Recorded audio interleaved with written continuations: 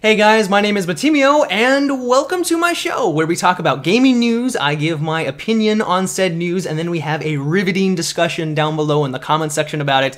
And the first story that has me really excited is that there is a new trailer for an upcoming game called Cyberpunk 2077. If you haven't seen it yet, I will leave a link down below in the description. I highly recommend it. It was awesome. But what has me so excited about this game, we don't know much about it. We know that it's an open world RPG, but it's the same guys that brought us Witcher, and I loved Witcher 2. I was invested in the story, I liked it when I was playing it, I liked all the characters, and then when I beat it, I went back and discovered that all the choices I was making were having a significant impact on the story that I was receiving. And not just like kinda, if one character dies, then you don't see them throughout the entire, rest of the game, and it might have some slight changes, like real significant changes on the story where you can take other sides to battles and that's gonna completely change the outcome of the game. And I loved that about that, that game in general. And so to know that the same guys are working on Cyberpunk 2077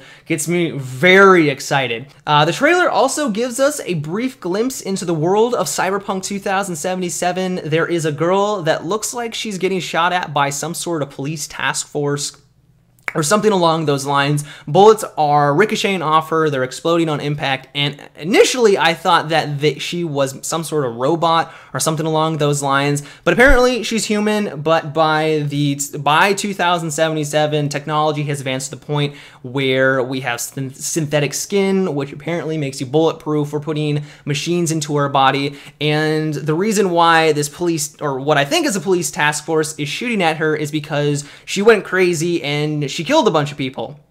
And apparently the more machines you put into your body, the higher the probability that you will go crazy. And I love this premise. If it implements it into the gameplay somehow, I'm not sure how they will go about it, but there's a lot of options available, and I cannot wait for more information to be released about this game. It looks phenomenal. So up next, for all you Battlefield 3 fans out there, if you are looking for some challenges, you've already unlocked all the achievements, you've gotten all the camos, DICE has released 5 more camos for you to unlock. That's for the M416, the PP19, the ACWR, the JNG90, and the M240B.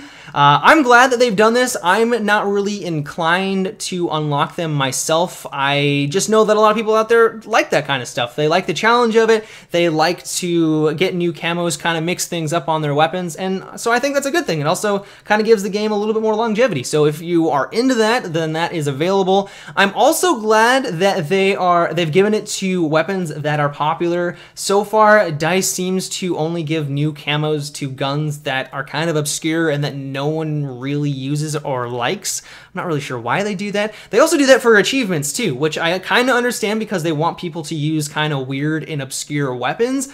But if you guys remember, for the Close Quarter DLC, you had to unlock one of the weapons, you had to get an EOD bot kill, which was a nightmare back then. It's still a nightmare. I never use that thing, and no one uses it for a good reason, because it's really not all that useful. And so they put that in there to get people to use it, but it just turned into frustration. And so I'm glad that they did not do that for these camos. They've given some incentive to unlock them for the popular weapons. And I know some people are like, why should there be more incentive for the M416? And I get where you're coming from, but people like it for a reason. It's a lot of fun to use. It's really powerful. And if, what's kind of wrong with having a new camo on it? So if you're looking for some more challenges out there, you got them. So the final story for today is that Minecraft apparently sold 15 million copies in 2012, which is mind-blowing to me because this game has been out for years. I mean, I know it was in the alpha or beta phase for a long time, and people were